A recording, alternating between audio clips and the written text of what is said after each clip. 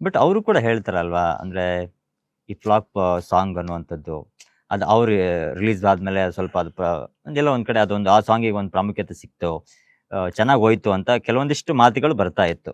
So ಇದ್ರ ಬಗ್ಗೆ ನಿಮ್ಮ ಪ್ರತಿಕ್ರಿಯೆ ಅಂತ? ಸರ್ ಫ್ಲಾಪ್ ಸಾಂಗ್ ಅಂತ ಕನ್ಸಿಡರ್ ಮಾಡಕ್ಕೆ ಯಾರು ಅಲ್ಲ ಸರ್. ಫ್ಲಾಪ್ ಸಾಂಗ್ ಅಂತ ಕನ್ಸಿಡರ್ ಮಾಡೋಕ್ಕೆ ಯಾರು ಅಲ್ಲ, ಅವ್ನು ಯಾರೇ ಆಗಿರಲಿ ಸರ್. ನಾವು ಕಷ್ಟ ಬಿದ್ದು ಮಾಡಿದಾಗ ಒಂದು ವ್ಯೂ ನೋಡಿದ್ರು ನಮಗೆ ಅದು ಕ್ಲಿಕ್. ನಮ್ಗದು ಏನಕ್ಕೆ ನಾವು ಕಷ್ಟ ಬಿದ್ದು ಮಾಡಿರ್ತೀವಿ, ನಮ್ಗೆ ಗೊತ್ತಿರುತ್ತೆ ಏನೋ ಅಂದ್ಬಿಡಂತ. ಅವನು ಯಾವನ ಮೂರನೇ ಪಾರ್ಟಿ ಫ್ಲಾಪ್ ಅಂತ ಎಷ್ಟು ನಾವು ತಲೆ ಕೆಡಿಸ್ಕೊಳ್ಳೋರಲ್ಲ ಸರ್. ಜನಗಳು ನೋಡಿದ್ದಾರೆ ಸರ್, ಜನಗಳು ನೋಡಿದ್ದಾರೆ, ಜನ ಡಿಸೈಡ್ ಮಾಡ್ತಾರೆ.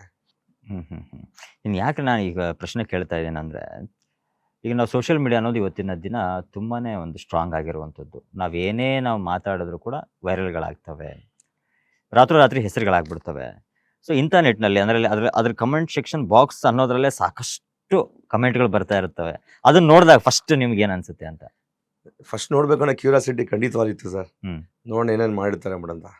ಕೆಲವು ಜನ ಬೇಕಾಗ್ಬಿಟ್ಟು ಕೆಟ್ಟದಾಗ ಹಾಕಿರ್ತಾರೆ. ನನ್ನ ಪರನೂ ಇದೆ, ಬೇರೆಯವ್ರ ಪರನೂ ಇದೆ.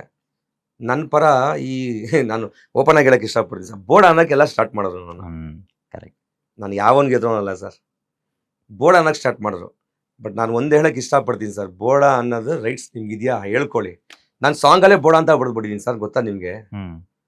ನಾ ಪೊಲೀಸ್ ಕ್ವಾರ್ಟರ್ಸ್ ಕೇಳಿ ನಿನ್ನ ಚಾಮರಾಜಪೇಟೆಯಲ್ಲಿ ನೋಡಿ ಪಾರ್ಕಲ್ಲಿ ಆಟ ಆಡಿ ಒಡ್ಸ್ಕೊಂಡೆ ತಲೆ ಬೋಡಿ ಅಂತ ನಾನೇ ನನಗೆ ಹೇಳ್ಕೊಂಡ್ಬಿಟ್ಟಿದ್ದೀನಿ ಸರ್.